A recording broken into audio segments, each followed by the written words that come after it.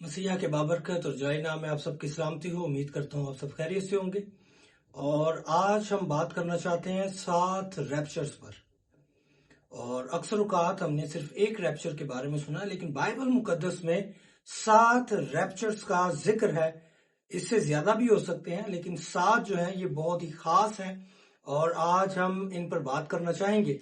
اس سے پیشتر کہ ہم اپنے ٹاپک کی طرف بڑھے، میں چاہتا ہوں جو لوگ ہمارے چینل پر نئے آتے ہیں کائنڈلی ہمارے چینل کو سبسکرائب کریں، لائک کریں اور بہت سے لوگوں تک ان ویڈیوز کے لنکس جو ہیں وہ شیئر کریں تاکہ ہم خداوند کے کلام کو زیادہ سے زیادہ لوگوں تک پہنچانے والے ہوں. آئیں بائبل مقدس میں سے ہم ان 7 جو ہے ریپچرز کے بارے میں جاننے کی کوشش کریں. اور اس کے ساتھ میں آپ کو بتانا چاہتا ہوں کہ بائبل مقدس میں ریپچر کی تعلیم پائی جاتی ہے. بہت سے لوگ کہتے ہیں کہ ریپچر کا لفظ جو ہے وہ بائبل مقدس میں نہیں پایا جاتا، لیکن اس کے برعکس ہرپازو ہے، اور ہرپازو جو ہے وہ لفظ ایرو سے نکلا ہے، اور یہ وہی لفظ ہے جس سے آگے ایروپلین یا ایئر شپ جیسے لفظوں کا جو ہے وہ آغاز ہوا. وہ لفظ اسی لفظ سے بننا شروع ہوئے، اور اس کا مطلب ہے کہ ایک دم سے ہوا میں اڑ جانا یا ہوا میں اٹھا لیا جانا یا اوپر کی طرف جو ہے اٹھا لیا جانا. بائبل مقدس ایک ریپچر کے بارے میں بات نہیں کرتی، بلکہ 7 یا 7 سے زیادہ ریپچرز پر بات کرتی ہے. آئیں بائبل مقدس میں سے ہم ان 7 جو ہے ریپچرز کے بارے میں جاننے کی کوشش کریں. پہلا ریپچر جو بائبل مقدس میں پایا جاتا ہے وہ بزرگ ہنوک کا ہے، اور اس کا ذکر جو ہے ہمیں پیدائش 5واں باب اس کی 21ویں اور 24ویں آیت میں ملتا ہے.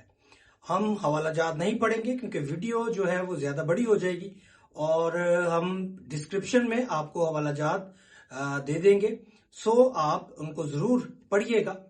یہاں پر جو ہے بزرگ ہنوک کے بارے میں بات کی جا رہی ہے کہ ہنوک 350 سال جو ہے وہ اس زمین پر زندہ رہا، یعنی کہ 365 سال، اور 300 سال تک وہ خدا کے ساتھ چلتا رہا. اور اچانک کیا ہوا کہ خدا نے اسے اپنے پاس آسمان پر بلا لیا اور وہ آسمان پر اٹھا لیا گیا.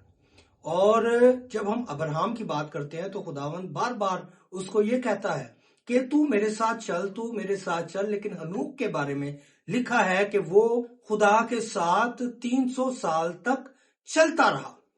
خداوند کو یہ مناسب لگا کہ وہ سارے نوح کے طوفان سے پہلے اپنے بندے ہنوک کو آسمان پر اٹھا لے.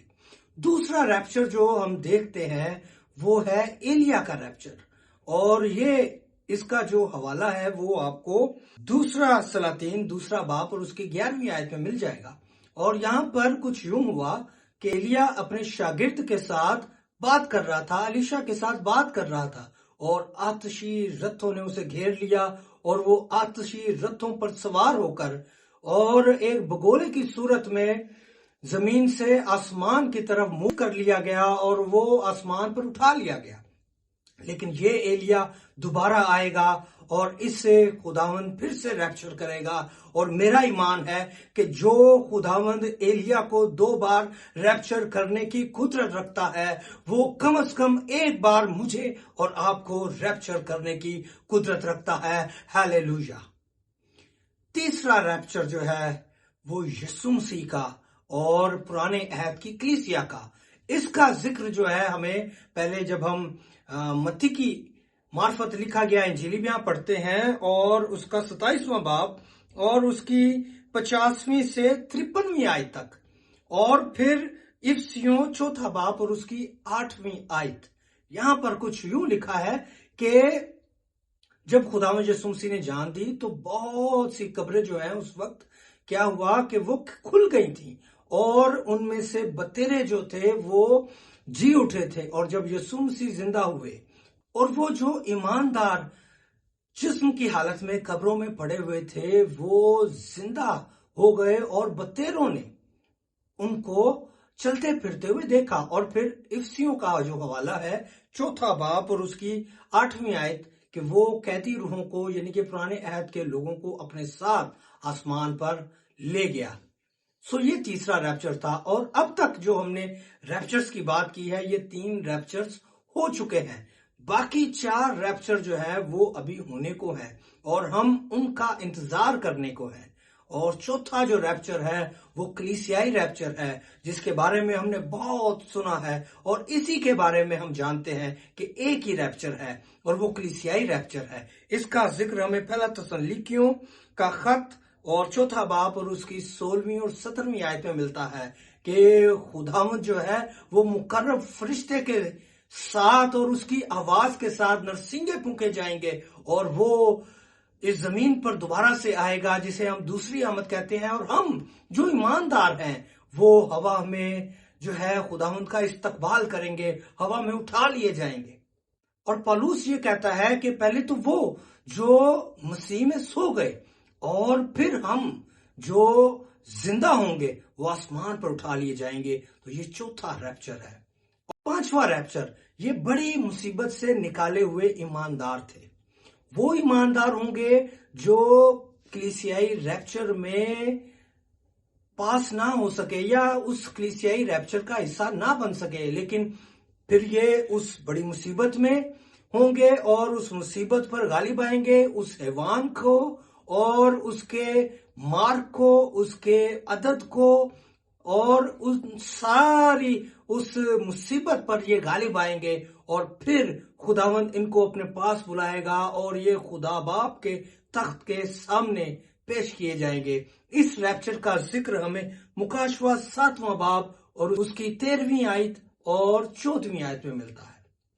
اور اب ہم بات کرنے جا رہے ہیں چھٹے ریپچر پر۔ یہ جو ریپچر ہے یہ 2 گواہوں کا ریپچر ہے، اور اس کا ذکر ہمیں مکاشفہ 11واں باب اور اس کی 2 آیت سے 12ویں آیت تک ملتا ہے۔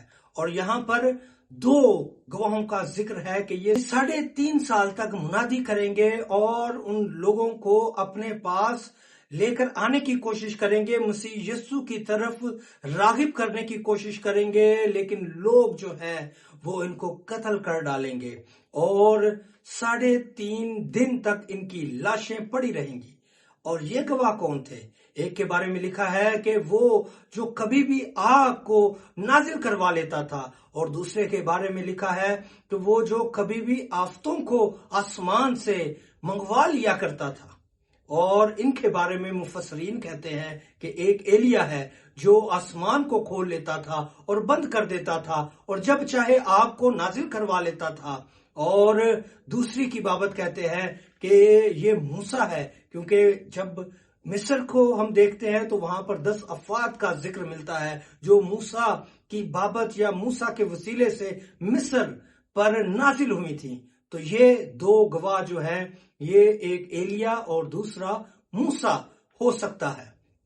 اور انہی کی بابت لکھا ہے کہ 3.5 دن تک ان کی لاشیں پڑی رہیں گی، لیکن پھر خداوند کی روح جو ہے ان میں دوبارہ سے آئے گی، ان کے اندر زندگی کا دم پھونکا جائے گا اور یہ جیتی جان ہوں گے، اور اس کے بعد پھر سے یہ آسمان پر ریپچر کر لیے جائیں گے، اٹھا لیے جائیں گے۔ پھر 7واں ریپچر ہے، اور یہ ریپچر پوسیبل ہے کہ یہ ریپچر بنی اسرائیل کا ہو، کیونکہ یہ 2 گواہ ان کو منادی کرنے کے لیے آئے تھے، اور ان کو اس لیے بھیجا گیا تھا کہ خدا کے لوگ جو ہیں جو اس کی طرف راغب نہیں ہیں ان کو خدا کی طرف موڑا جائے۔ اس کا ذکر ہمیں مکاشفہ 15واں باب اور اس کی پہلی 4 آیات میں ملتا ہے، لیکن میں آپ سے گزارش کروں گا کہ آپ 14واں باب بھی ضرور پڑھیں تاکہ آپ کو یہ ساری جو آخری ججمنٹ کی تعلیم ہے، آخری ججمنٹ کی سٹوری ہے، آخری ججمنٹ کا ایونٹ جو ہے وہ آپ کو معلوم ہو سکے۔ اور اس ریپچر کے تعلق سے وہ کہتے ہیں کہ انہوں نے موسیٰ کا گیت گایا، اور یہ ایک شیشے نما سمندر کے سامنے کھڑے ہیں اور یہ موسیٰ کا گیت گا رہے ہیں اور یہ برے کا گیت گا رہے ہیں۔ موسیٰ کا گیت اس بات کی نشاندہی کرتا ہے کہ یہ بنی اسرائیل ہو سکتے ہیں، کیونکہ بنی اسرائیل جب ملک مصر سے نکلی تھی تو جب انہوں نے لال سمندر کو، بحر کلثم کو پار کیا تھا، تو اس کے بعد انہوں نے وہ حمد کے گیت، وہ شکر گزاری کے گیت گائے تھے جس کو موسیٰ کا گیت کہتے ہیں۔ سو یہ 7 ریپچر ہیں۔